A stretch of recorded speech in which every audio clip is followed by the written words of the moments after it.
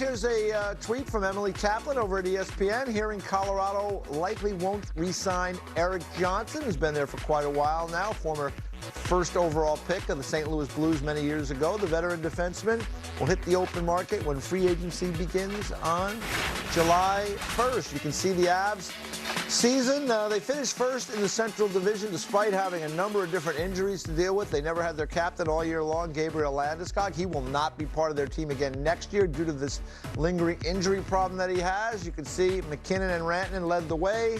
As I mentioned, 300 man games, lost to injury, a lot of injury problems, and then that first-round series loss to the Seattle Kraken, losing 4-3, losing the Game 7 on home ice. Val Nichushkin was another issue for them in the postseason. Some personal issues had sidelined him. That was a big loss.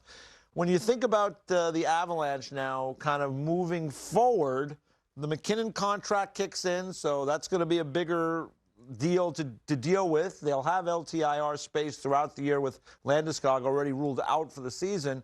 What do you make of a very talented team there in Colorado? Well, I mean, they've got a lot of the puzzle figured out with the talent they have, like you mentioned. I mean, you've got 200-point guys last year. Mikko Rantanen had an absolutely incredible season. No question. You know, you got Nathan McKinnon, Cale Makar. I mean, you can go on and on with this team with the talent they have. But it's hard to really evaluate what they are because of those man games lost. I thought all season last year, I was like, well, as long as they're healthy, they're coming out of the West. Yeah. And they won the division despite all those injuries. Right. Yeah, they were pretty impressive at times each. And I think I've changed my tune a little bit because of what I saw Vegas do this year. I think Vegas is going to be one of the, they're going to be the heavyweight. Hard to deal with again, And, but I expect Colorado to be in that mix as well. But here's the part that stinks. They lost from their cup year. We knew they lost a lot of depth players. Yeah. And this Landeskog thing it hurts them immensely. That gives them some cap space because of LTIR. See what they do with it. But I think this is now getting to the point where the one thing that they had that would give them longevity, besides the superstars, they had this D-core that was awesome. Pretty deep. I mean, you're talking when they're healthy. I don't know if there's a better D-core in the National Hockey League.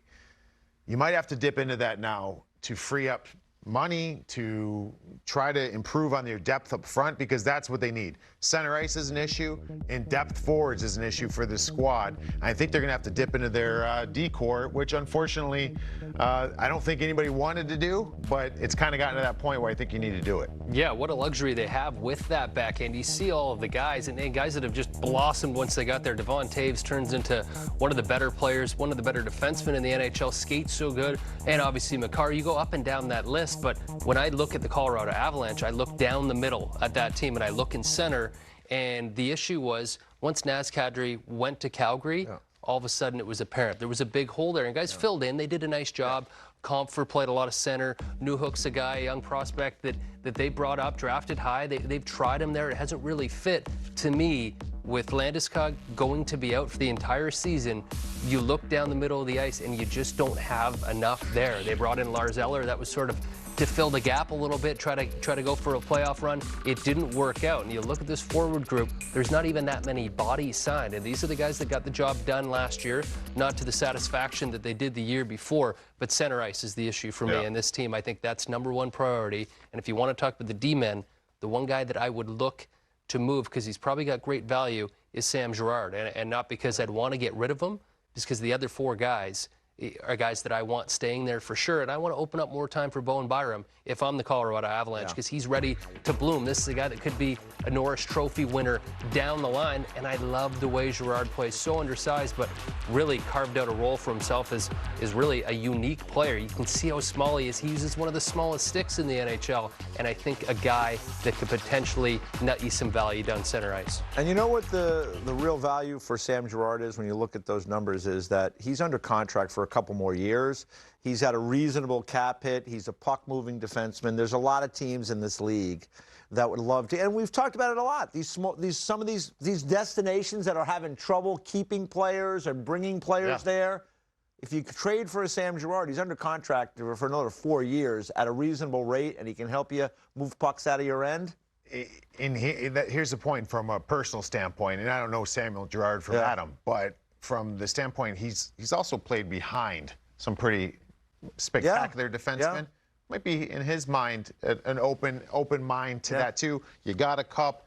let's show what you could do. Yeah. I think power Samuel play Girard. time, Yeah, all right, I think yeah. it would be nice to see Samuel Girard on a team where maybe he's getting PP1. Yep. Maybe he's getting top 4 minutes more consistently, and see what he can do. So I think that's a route to go. Again, I don't think anybody really wants to do it. Yeah. But you're at this situation here where this team, they're in kind of win now mode, and they've got to improve up front, I think. Yeah, they need some help through the middle. Be curious to see if a former Av, Ryan O'Reilly, free agent, might end up back there. We will see, but Chris McFarland and that group in Colorado probably working around the clock to figure out things for next season.